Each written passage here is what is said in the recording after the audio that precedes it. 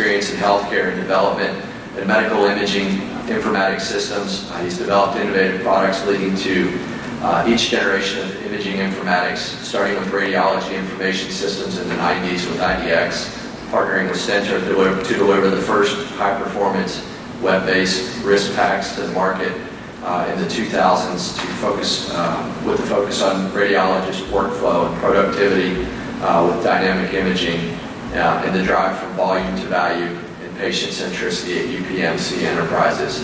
In his role as Vice President of Engineering at NucleusHealth, Chris is leading a rockstar development team of industry veterans to launch the next generation of solutions for medical imaging in the cloud. Please join me in welcoming Chris Bird, the moderator for this afternoon's session.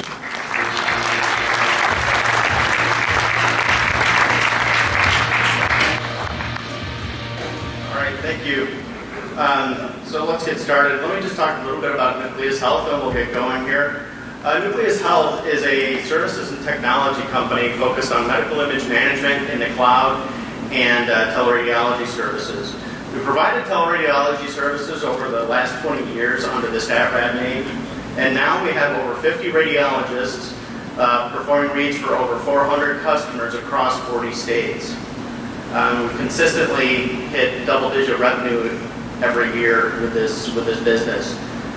We've been working in cloud technology for about the last 7 years. We are an early adopter of Microsoft Azure, and we initially built our own in-house cloud-based packs to run our teleradiology business, and then moved on to developing an image sharing product called RadConnect, which currently has over 15,000 users. We've learned a lot about managing images in the cloud over the last 20 years, and now are about to launch our next generation imaging platform called Nucleus.io. So with that, let's move on and introduce the members of our panel.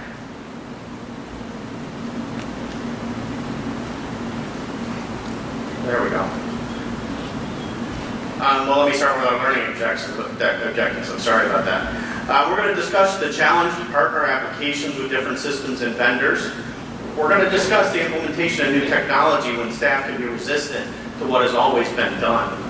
We're going to talk about how to drive success in the enterprise as you implement new imaging models. And we're going to develop a playbook, talk about developing a playbook for implementing the technology and gathering data. So we've already talked about me. All that speech was kind of about me being around for a long time. And let me introduce Winnie Bernard. Winnie is the Enterprise Radiology Manager at Bon Secours Health System. Winnie, why don't you introduce yourself a little bit? Hi, I'm Winnie Bernard. I manage the radiology information systems, Bon Secours Health Systems. Bon Secours has 15 hospitals, multiple standalones in 5 different states. All right. Next is Kathleen Holton. Kathleen is the Director of Medical Imaging at St. Vincent Hospital. Kathleen? Yes. Now you can do the math on my screen and figure out how old I am. But I've been with St. Vincent almost my entire career and been everything from the night tech to now the director for the last about 15 years. And I enjoy adapting and changing, and that's why I wanted to be on this panel to talk about how we did that. St. Vincent Health is part of the Ascension organization. We have 17 hospitals within Indiana, and we also have freestanding outpatient centers, and we're starting the new micro neighborhood hospitals with our first one opening in July. All right, thanks, Kathleen. Now we've also got Ed Marshall. Ed Marshall is the Chief Product Officer at Ambra Health. Ed? Sure, thanks. My name is Ed Marshall. I am the Chief Product Officer at Ambra Health. Ambra is a cloud imaging platform, so very much engaged in cloud technology to facilitate image exchange, vendor-neutral archive viewing, and some of the other advanced use cases out there. My background is not entirely medical imaging. I come more from the pure cloud world, and so what drew me to this panel and drew me to the cloud for imaging technology in general is the vast opportunity in front of it, and the uniqueness of the medical industry in addressing some of these challenges has been a fascinating experience. part of me is trying to keep the naive perspective I have and asking all the dumb questions of why does it have to be that way in medical imaging other than other industries. But a large part of me has really grown to appreciate the difficulties you all face in trying to accomplish your tasks. So I'm excited to talk through some of those today. All right, thanks, Ed. So we're going to start off here talking about questions. We're going to start off with a couple of questions that we've received, and then we'll turn it over to the audience to ask questions of the panel. So I'm going to start with a question to Winnie. Winnie, how do you take a cloud application and get it implemented in your enterprise, across the continuum of your enterprise? Well, ran into a couple challenges. One is actually getting the application approved and into the enterprise. We've had changes that have helped us kind of break the old habits, and it's called the security committee. So we've been challenged and to try to figure out what they want as they grow their legs and figure out what they want to be when they grow up. So that's been difficult because we couldn't get clear answers on what they needed until we had pulled everything together and taken it to the committee for approval, and then it was either accepted or denied. So we had to work through that. We got one that was approved. The first one was denied. The second one was approved, which was good. Guidelines ahead of time would have been nice. And then, because we're an enterprise with 15 hospitals spanning 5 states, how do you want to structure that architecturally? As we added another application, my team is very small. We were not getting funding for additional staffing, which was a concern for me. So I'd like to maintain the quality of life for my employees.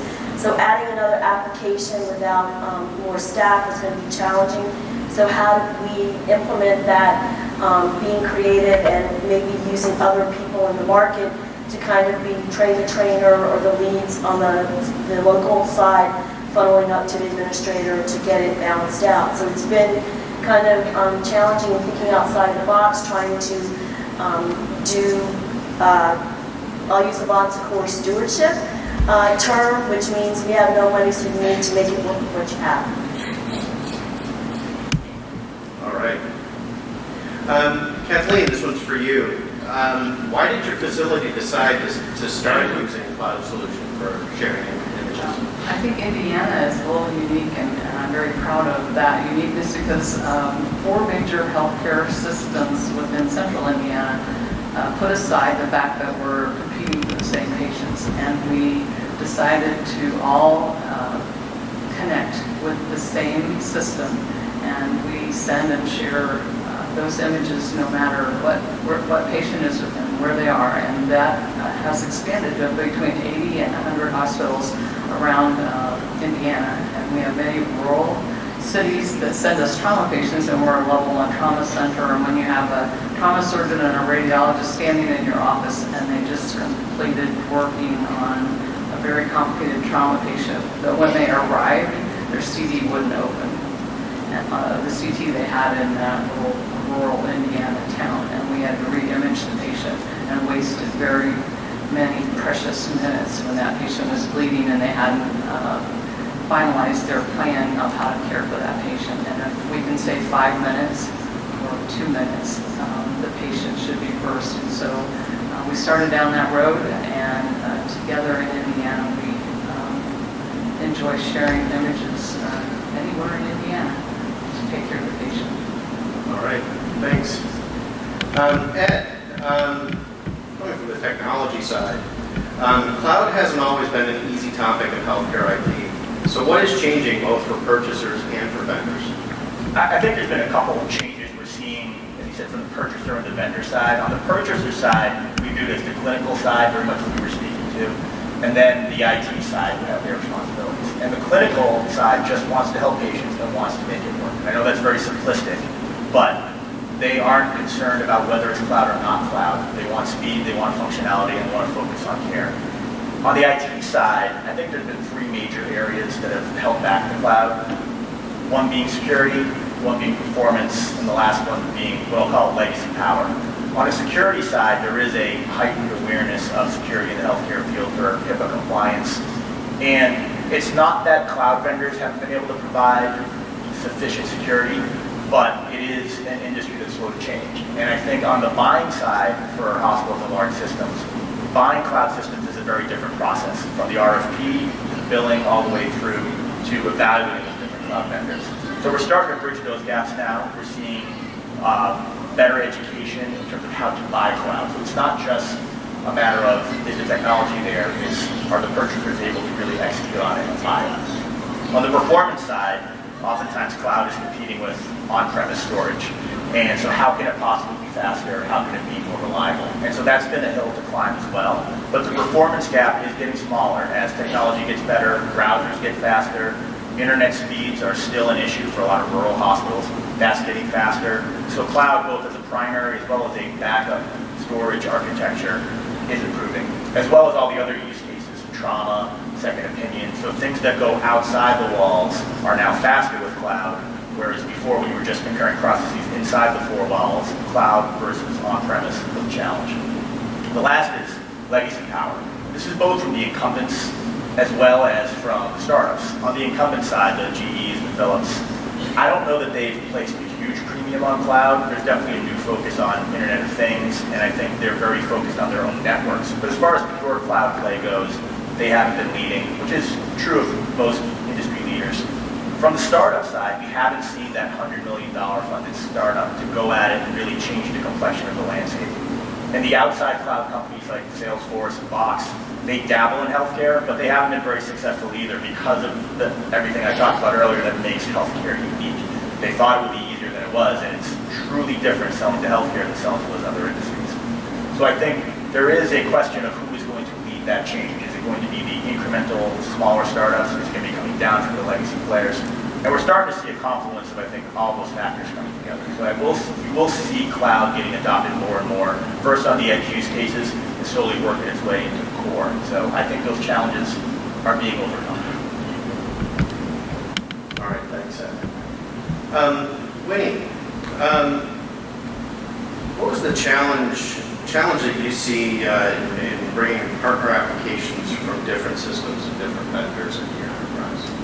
So once we implemented our solution, we reached out to, my charge to the markets were, let's take your top 5 heavy hitters for CDs, so that within radiology, cardiology, which is what I manage, we could have a success because we were making inroads into it, and hopefully that way the enterprise could pick it up, find other uses for it, and then maybe another group could take it over from us. So what we ran into were people had already started to implement their own solutions into the market, and they were different flavors from what we had. They were running into resistance with the people that traded CDs with us, wanting to use our application, even though we would set it up for them. They didn't want their staff to have to learn yet a new application. So we kind of had to play nicely with the other children, and it was an agreement that we would each learn each other's applications to share the information. So we've been talking to our provider, our cloud provider, and asking, is there a way that we can work to have like a VNA solution for the images, so that it doesn't matter what flavor you have, you're sending it up there. It doesn't matter to the person that needs to get the image what flavor it is, they're going to be pulling it back into their own application, so that we're losing the identity and it just becomes neutral, and it'll be easier to share. So that means that people won't have to be learning various types of applications. It'll be a quicker, seamless transfer of information. So they said they would work on it.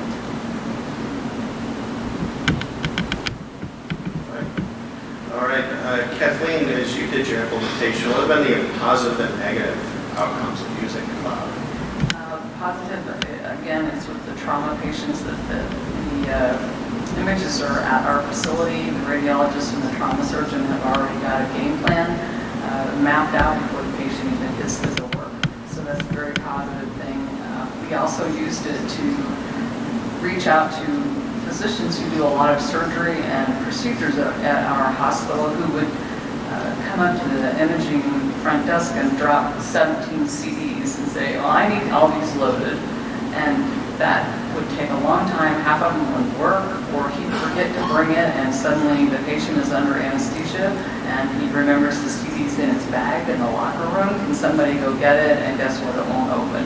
So we identified some top physicians that we went to and met with their managers of their practices and said, we can help you with this management of your CDs and the images, and we connect them. And then we do the research and help them get images sent straight to us, forget the CD, and then we know the patients are getting the best care when they arrive at St. Vincent for their test or for surgery. Negative, that all takes a lot of time. And right now, trying to be lean means buying machines, asking the administration for more FTEs to manage the cloud images. You know, who's pulling them down? Who's making sure the MRMs match? Is the right patient that the images are going to? And some of these common, they've never been a patient at St. Vincent, so they don't have a medical record. What do you do with those? We created folders that we assigned to trauma and different surgeons. So all that is a lot of work, and so that's been my biggest struggle, to get FTEs to manage all of the images. All right. Thanks, Kathleen. So let me ask this question. I'm going to start with you, Ed, but I'd like the whole panel to weigh in on this. Cloud is a new IT model. Like when we look at this overall, and you guys have successfully done implementations, but what do you see that it means for the IT staff? Is it a threat? Is it an opportunity? Is it both? I mean, it's obviously both. I think the threat is this is a new way of doing things.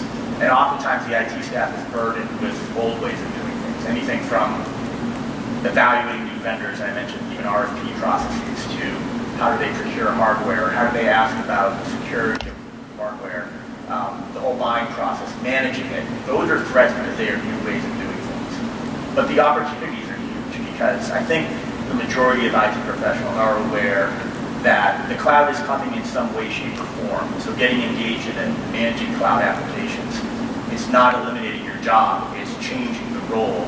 So you might not be managing servers anymore, you're managing applications. Or even in hybrid cloud models, there might be an element of it that's pure cloud, so the servers are remote. There might be local caching required, dual copies. So it's very much a threat to the way business has been done. And so I think some professionals do bear that as a burden. And it makes their job harder, no doubt, because doing things differently inside of a bureaucratic infrastructure is difficult. But the opportunity from a career perspective, as well as for benefiting patient care, making clinical care for the physicians easier to execute, I think those are starting to show through and everyone's on board that it's worth it. It's just a matter of how we execute. But I think we're all dancing around the same topic.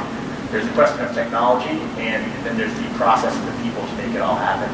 And those last two parts aren't always easy in any industry, but in healthcare, where the stakes are extremely high, I think it does create a challenge. Kathleen, what did you see as you went through the same kind of The hurdles situation with your staff? the hurdles were big. With our HIPAA security officer, he had to be educated. That took time. IT, again, they were trying to protect what we have and make sure that we didn't use up our storage by sharing images that we don't need. And so appreciated their questions and stuff, but sometimes frustrated that, okay, you've never been in a trauma bay and seeing what happens. And if that's your mom or your husband or wife or you wanted them to have the images to your plan of treatment now. And Winnie, what was your experience with the IT staff adoption? Well, it's been interesting, and it's been a challenge. It's been frustrating because I'm not sure that we all support security, we want security.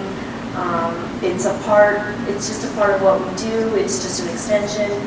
So it's trying to have them work with us and communicate with us, because a lot of times we don't speak the same language. So when they're talking to me about the security and their pathway, it's, talk to me like I'm a kindergartner because I'm not understanding, and we're kind of going like this, missing each other.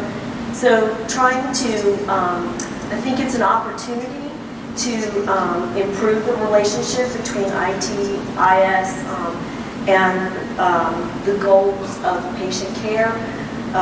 Like Kevin was saying, they need to maybe go hang out in the ER or something, just to kind of put a face with it, so that maybe the opportunity to work with another group to improve can help accelerate getting these applications out and installed in a more timely, less frustrating manner. All right, thanks, Wayne. I think at this point, we'd like to take some questions from the audience. We're going to get a microphone going around here, and if you have questions, just raise your hand.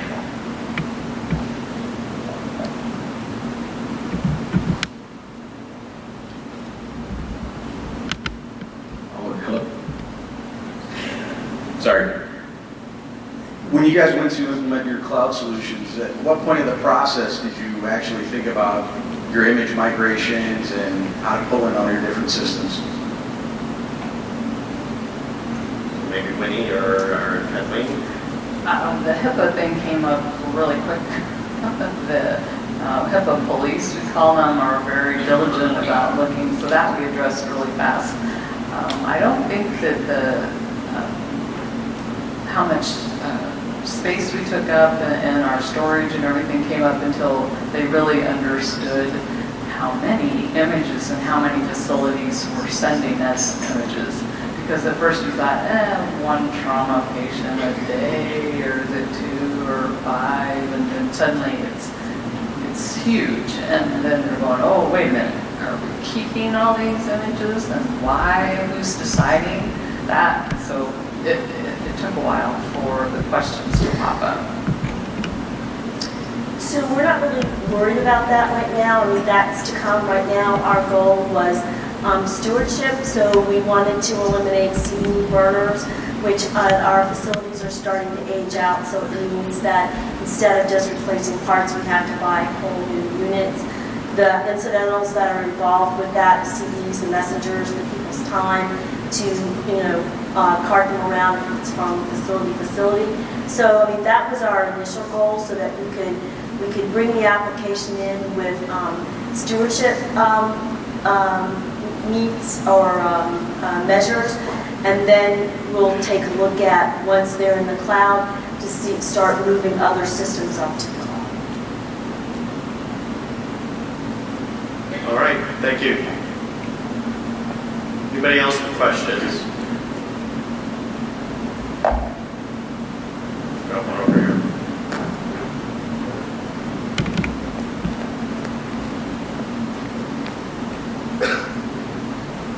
So speaking of the HIPAA compliant piece, are you storing those images in your long-term archive then as you pull them down from the cloud, or is that in a short-term cache, and if you, say, 90 days later need to see something again, you have to re-pull it?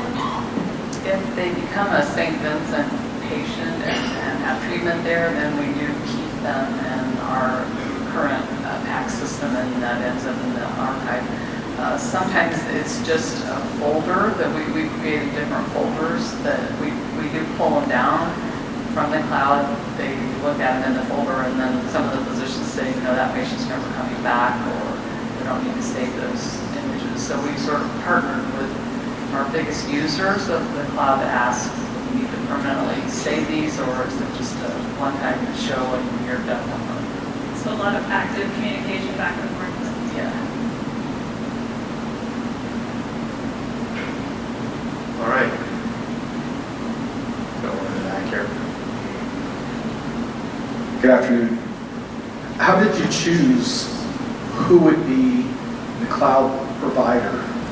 Was it a solution that already had a cloud with it, or were you taking a legacy system and moving that to the cloud? Well, in my case, in Indiana, that major hospital downtown Indianapolis had already started. And we also have, it's called IHIE, Information Health, Indiana Health Information Exchange. And they had approached all of us because we exchanged reports that way. And they were going to add images. That was their plan and what they had told us was their goal. And they had picked a vendor. And that hospital in downtown Indianapolis had already started doing that. And they need to have credit for really establishing the first big chunk of facilities connected. And why go redo the work? All we had to do was flip the switch to receive and send to those that they had set up. And we went out and we set up a St. Vincent trauma and a St. Vincent routine destination. And they could put it on their CT scanner or their MRI scanner, or they could send it to us through PACS. So they started the work and it worked really well. So we just hitched a ride on the train and have never looked back. We tacked on to our vendor provided the cloud solution, which was great. The way that I went about trying to do this was I got 3 top vendors with the cloud solution and to help deliver world-class service to our customers, because they complain that they're never involved in the solution for the applications that they use. Developed a questionnaire that they use for each one of the demos. We set demos up for them to look at them, and then they rated them, because wanted to keep them focused and compare apples to apples, because we know that the dog and pony show, the last one that does the show usually wins. So we tallied the points, we took it to the security committee. It got denied, so a trusted radiology director had been to a show and found another one, and I wasn't going through that process again, so my team sat down, since we were using it, going to be administrating it, and looked at it. It looked good. We wrote it up. It went to the security committee, and it got approved, and we installed it. So was that question, and you can see back there, was that more aimed at choosing a cloud provider, say like Azure or Amazon or Rackspace, or was it more looking at the cloud provider of the solution? So let me kind of answer that. Regardless of the answer, if we look at, if you look at, I looked at this from when I was at UPMC, as we looked at the different cloud vendors, say Azure or Amazon or whomever, while they may offer BAA contracts to be able to handle HIPAA, as Kathleen's mentioned, the HIPAA police, they didn't really provide a solution. So even what we found at UPMC is we looked at different kinds of cloud solutions, not even imaging, is we needed to have some vendor who was also making sure that their application was compliant within that platform. So that was a big driver for us when I was there. All right, other questions?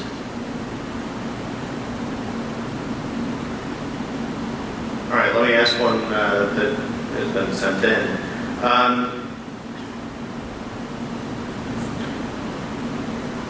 So maybe talk about your transition period, right? As you went in to adopt these cloud solutions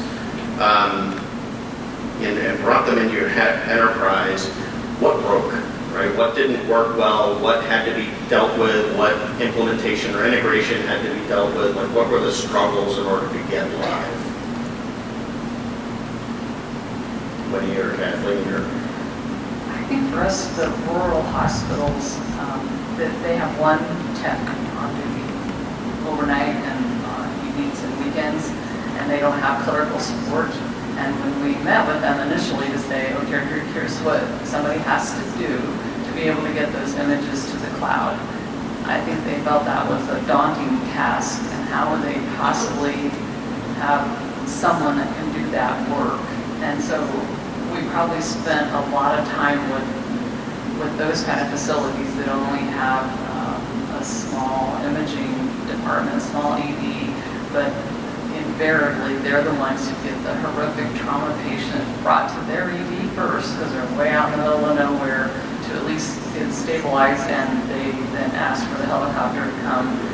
And in the meantime, they decide to do an imaging test, which we can understand. So once we walked them through, and it involved like having the imaging director, and clerical support team there to say, okay, who could do this, and how do we make that happen? And we came up with some very easy scripting that our clerical associates can use over the phone to help remind that person how to do that, because they may send us one patient this month and then not another trauma patient for a couple of months, and so that's not something that you're going to remember how to do. So we came up with very easy to understand instructions that our folks were comfortable giving to somebody over the phone. But that took a lot of time and travel, of course, to go to those facilities to talk to them face to face so they understand why we were asking them to share images with us. Tony, do you have some examples? We ran into the same thing. We were repurposing film room staff to navigate them to a new application. So change is always a challenge, and some people embrace it and some people kind of are intimidated by it and are frustrated by it. So we spent a lot of time working with the staff, getting them acclimated to it, getting them comfortable with it. Also opportunities to maybe do some staff consolidation so that things are more centralized, so we can better serve our patient community. One of the things that we've run into with using other vendors or other markets that are using different cloud solutions, they're having network issues. And so, of course, it's our application that is running into the issues. So it's been interesting and a challenge to try to work with them, develop troubleshooting steps, which we are documenting, and because they're different every single day. How do you help them to, maybe it is our application, so we're working through that, but if it's on their network side, they're running into some blocks or some slowness. How do you partner with them to help find a solution to make it a seamless transfer? And from the vendor side, we're so deeply invested in the success of our technology.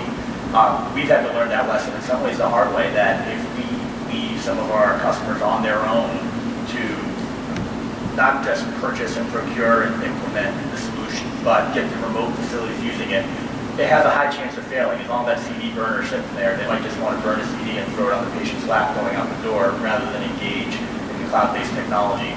And webinars don't work, video conference remote training doesn't work. It's getting physically into those film rooms is what works.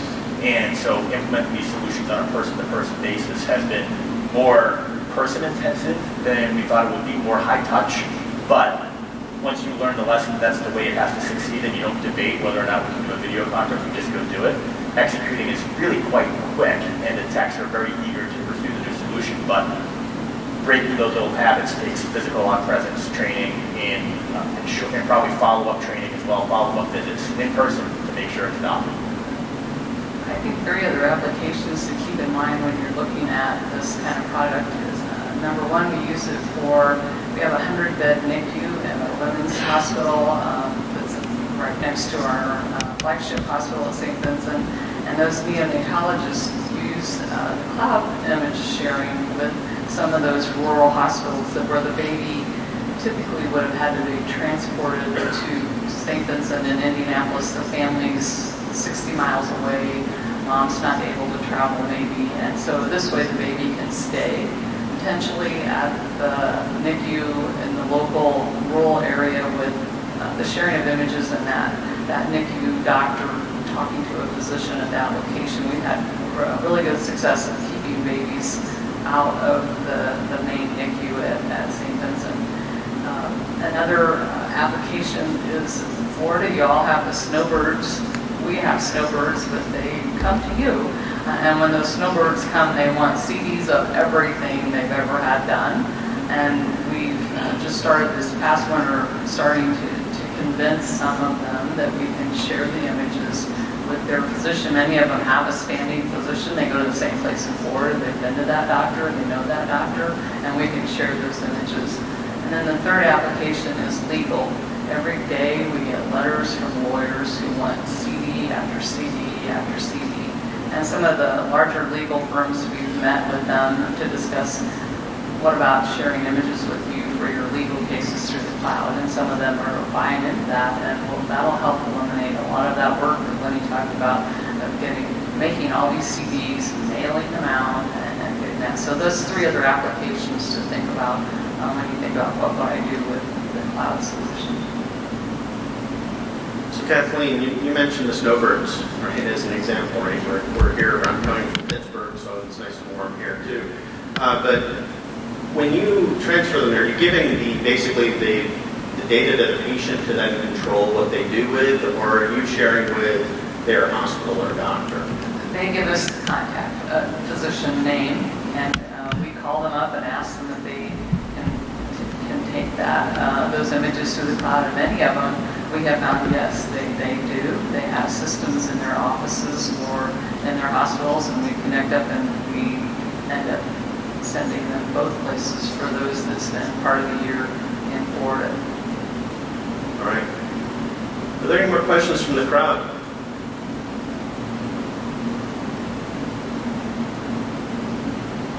So it's here, I can't tell. Okay. So let me ask you guys this one.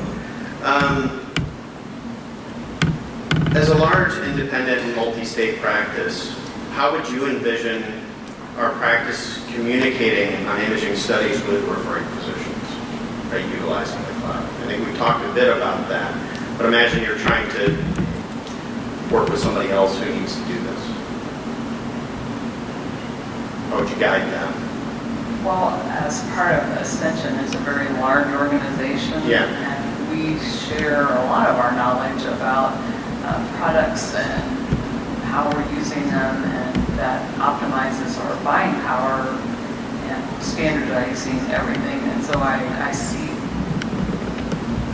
they sort of watch for flagship hospitals across Ascension. What are you doing? How are you doing it? And then all of them follow after and adapt it. And I think with the less number of physicians that are coming out of school and baby boomers aging, we're going to have to all figure out a way to maximize on that expertise wherever the patient is. And many of us are going to still remain really competent and great at attaining images and doing the study, but we may not have the specialist at our facility, and we're going to have to figure out how to get those patients' images to the specialists who can confer and make a treatment plan. So that to me is the whole future. When I started in my first job career, ladies love mammography, was on a cardboard cassette with a film that you still went into a processing room, and the exposure was 10 seconds long. And to see in my career to this point has been very exciting, and I just see it going on. There won't be any CDs shortly. Yeah. I think 2 trends are going to help that too. One is patient portals. So when you talk about the snowbirds, getting out of the physician-to-physician image transfer practice, allowing patients to have a portal to go draw all their imaging, and that's going to begin with just, once again, one silo of information from whatever hospital that they belong to. But that brings up the other trend, the elusive interoperability, both between facilities as well as for technology vendors and providers. So, and those walls will start to come down. It's still very questionable when, due to resistance from the providers as well as the technology solutions. RSNA has tried at great lengths to develop the interoperability standards with some success, but not a lot of momentum right now, I would argue. I think a lot of the large institutions are driving cooperation among the vendors to help knock down some of those technology barriers, even DICOM to DICOM connections, so the vendors don't have to talk to each other, make some vendors feel better. So I think as patient portals and patient ownership of data gets more prevalent, I think that'll help. But also, I think the technology will unavoidably have to talk to each other going forward. But that one's going to be a harder one to nail down. Because the CDs are going away. Even anyone here with a Mac, I'm guessing 99% of the Macs in this room, they don't have they don't have a CD drive. So even giving someone a CD now is going to be less and less important going forward. So the trends are all there to facilitate all of this data being exchanged in the cloud, but there are still a lot of technical details and hurdles to go through and over until we get there.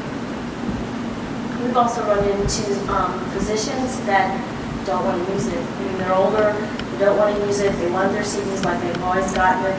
We've gone to talk to them face to face to, show them, we demonstrate to them how they can pull it up and look at how easy it is. And they just refuse and say they still want their CDs. It's still a challenge.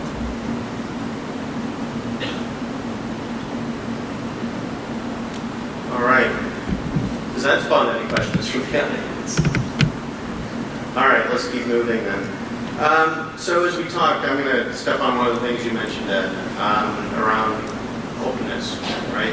Hey, we happen to both represent vendors here, and one of the things that I see as you go to the cloud, if you look, being in healthcare, we're always a little bit behind a lot of the things that happen in consumer technology. But if you look at the cloud and consumer technology, everything's wide open. I guess, how would you see the industry changing to become more open and really you want to be able to have your vendors that are operate once you're in the cloud? Right. I think one of the big hurdles obviously is the patient identification. DICOM matches on date of birth, gender, first and last name. The fact that the industry lives off those 4 data points as acceptable is scary. And so I mentioned earlier, there's some of these things that being new to technology I'm not going to stop feeling insulted about, and that's one of them, is that we have to move towards some standardized way of identifying individuals cross-platform. And I know it can't be social security number, and I know we don't want Big Brother giving us all medical ID numbers, but we have to come up with something, because what we're living through by accepting that lower bar of data matching is worse. So that's one barrier that will have to be overcome. The second is, I don't think the vendors are going to push it. I think small vendors are open to openness because they have the most to gain. Large vendors are very protective. And I'm surprised by how many large health facilities talking to chief medical information officers will say, well, I'm not really sure I want patients to know that they can take their data somewhere else, because I know imaging can be done more cheaply somewhere else, and I like having them in the facility, not even just in the network in the facility. So I think a lot of the large organizations are going to have to drive that change. We have a lot of internal debate about whether that change will be patient-driven through a patient rebellion or through physicians. I really think it's going to come through the clinical side, physicians and large organizations saying, I've got 3 platforms, either through acquisition or some other manner. I need all this data to talk together, talk to each other, and you're going to make it happen. So I think it will happen. There are some institutional barriers, like instead of relying on an MRN from 7 different facilities, having a centralized ID would be helpful. But there are still technology platforms that aren't willing to be open. And as you said, in other industries, that's just unheard of. That's 20 years ago.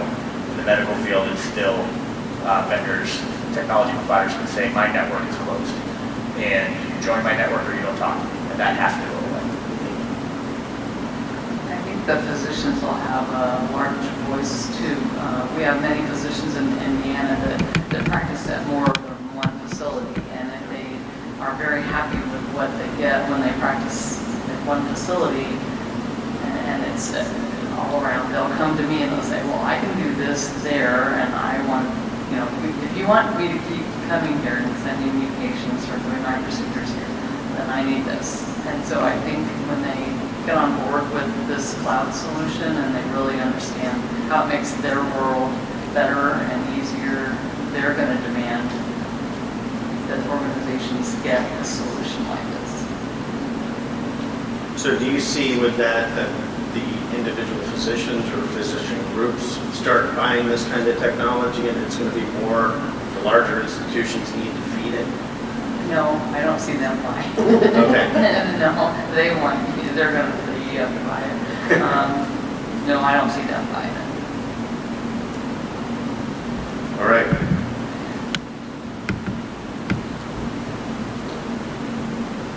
So let me step into another question about just from a technology perspective. One of the new buzzwords around cloud technology is blockchain. If you guys looked into it at all or explored it at all, I'm sure Ed, you probably have an answer for that. Very minimal, so it would be a short answer.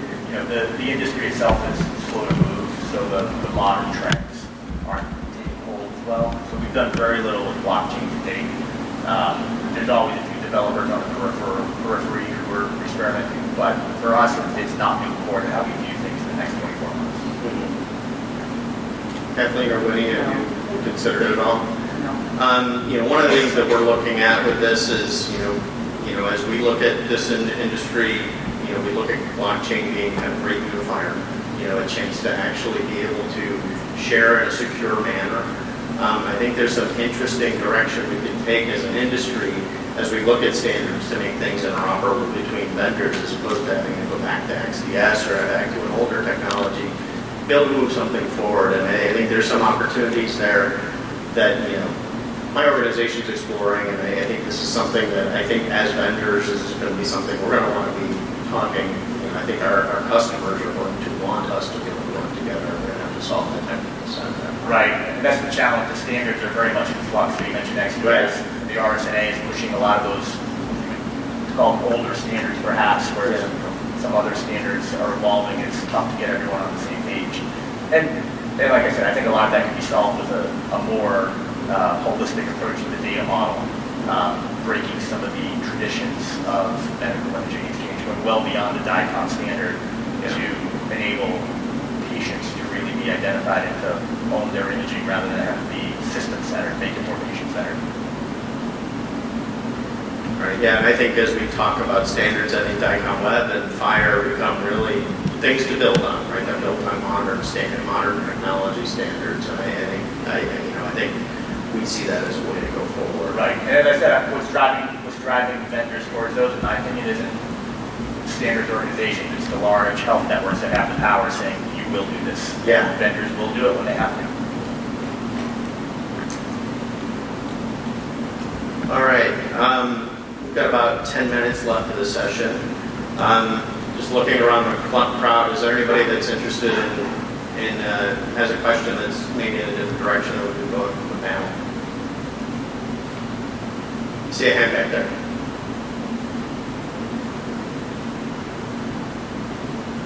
I'm sorry about that. So as far as the implementation of a cloud solution, are there any best practices that you guys have defined as far as phasing that approach if you're not implementing a totally new technology, but you're moving an existing solution to the cloud? So as far as phasing that rollout. I'm sure they lived through it, so I'll go quickly. I think in terms of phasing the rollout, you're going to live in a parallel world for a long time.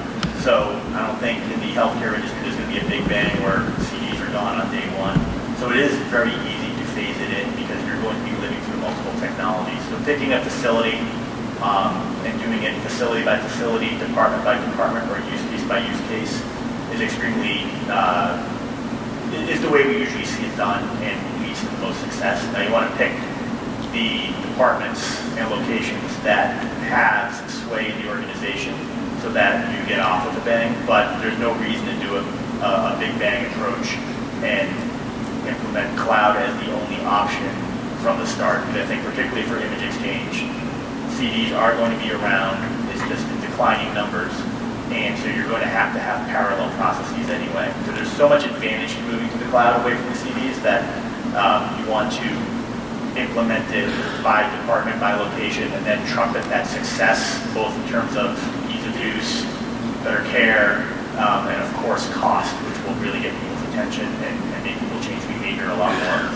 Whether that's sad or not, that's reality. So picking a department and a location that will have a lot of sway in the organization and trumpeting that success is the way we recommend doing it. I agree. I think we started out the very first time we tried to use the cloud, we sent images. And the clerical staff said, wow, we didn't have to print or do a CD, we didn't have to go to the mail room, we didn't have to, that was like great. And then it just sort of happened over time that, okay, now we sent. And yeah, we need images. Let's see how that works. And we didn't do all 17 St. Vincent Health hospitals at the same time. It was the main hospital, Women's Hospital, where the NICU is, and Cape May Children's Hospital, where PEDS. We started there, and then we expanded out, and it's still growing. We're still identifying hospitals in Indiana that, oh, they're starting to send us trauma patients for whatever reason. We need to go out and meet with them and figure out how to get them onto the system so there's not a CD issue with the trauma patient. We did the same thing, hospital by hospital, so that we could have face-to-face with people.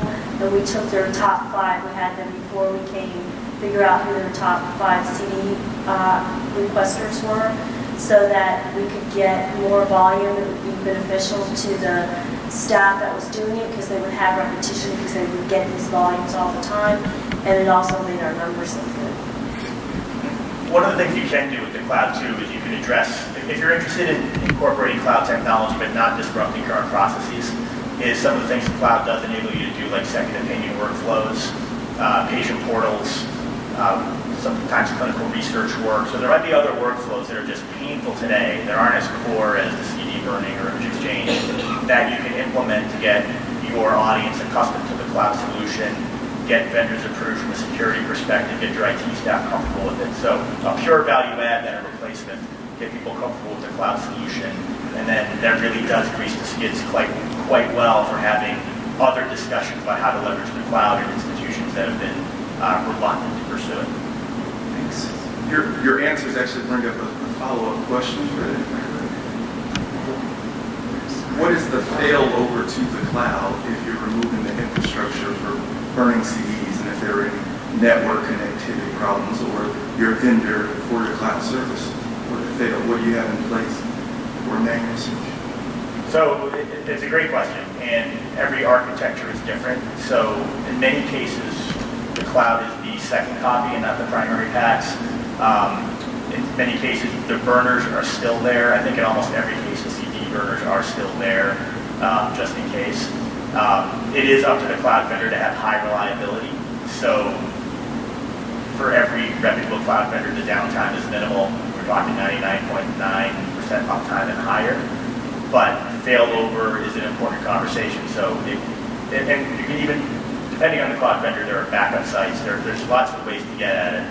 As they say, everything can be solved with time and money. So in terms of redundancy, there are ways to get around it with multiple cloud solutions as well. In a way, that's no different than the conversation about talking about how an organization is doing it today. What if the VPN goes down? How do you accommodate those same tasks? So it's a great topic of conversation to have, and depending on what the primary use case is, what the backup is, there are probably some different options, but very good options on how to accomplish it. You know, nothing's up 100% of the time, though. That's definitely true. Thank you. We use our radiologists that read for all 17 locations, and we have their PAC system installed in most of the hospitals, so they can do dual work, and they can do their imaging reading, and they can do St. Vincent. And so we use their PAC system as our downtime or our backup system. So we set the cloud to be connected to them too, so we have redundancy. I would agree to Ed's point. I mean, just networks go down for maintenance or whatever. So what we would like to do is migrate from a CD burner. So if it breaks, fix it. But you still need to have some kind of CD burning device, like a PC, which with CDs that doesn't have anymore. But you can order them special so that you have something to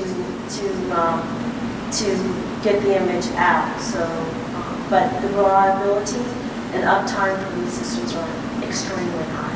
And to bring it a bit full circle, those are great conversations to have with your IT staff. So they will want to have this conversation about redundancy and what if scenarios. That's what they're really good at. So as the cloud gets implemented, there are these old, new technology hybrid solutions that are often the way we'll handle redundancy going forward. I'm sure at some point in the future it'll be a cloud redundancy, but that's probably 3 years away. All right, thank you. Other questions?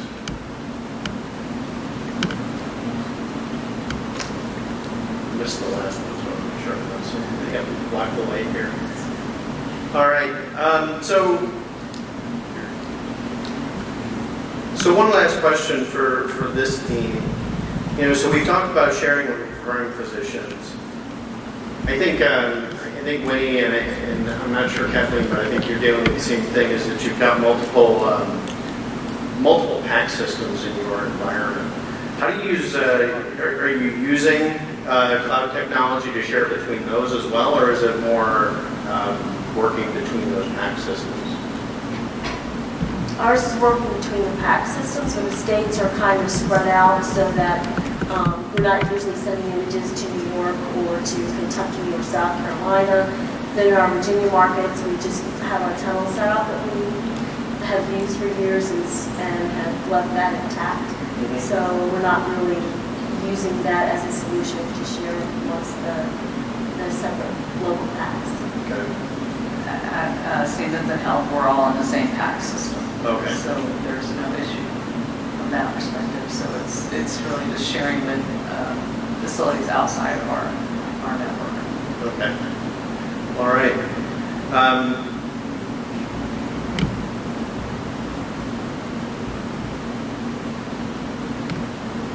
So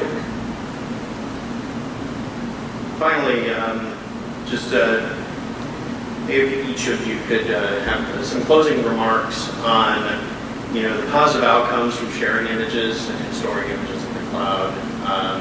And I'll start with you, Lee. I think it's a great solution. I'm excited about it.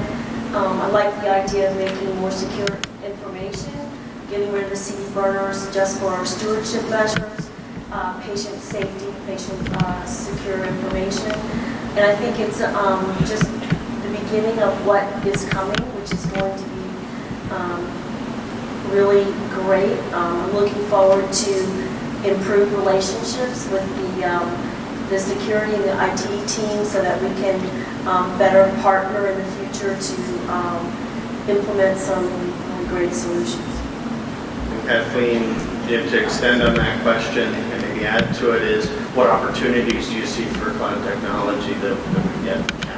I think because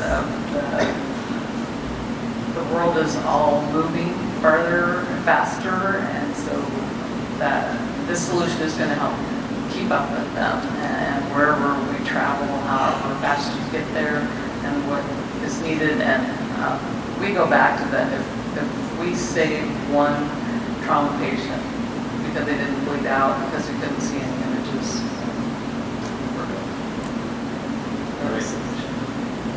Thanks, Kathleen. Ed? I think start with easy use cases if you're thinking about entertaining the cloud. So your second copy in the cloud is a great storage way of easy storage burdens and trying out cloud as an option for your organization. Some of the use cases we talked about, second opinion, are ways to also get used to the cloud technology and see some of the benefits. And work with your IT staff. I think more they're helping you in the process, and it's not just the clinical side wants something, and IT wants something else. That's unavoidable in certain cases, but everyone wants to get to the same point, and so having those conversations earlier on is a big help. All right. Well, thank you, panel. And panel and I would like to thank NucleusHealth and all the other sponsors, including the Educational Advisory Board and Healthcare or Health Connect Partners, for giving us the opportunity to have this session. So, thanks everybody. And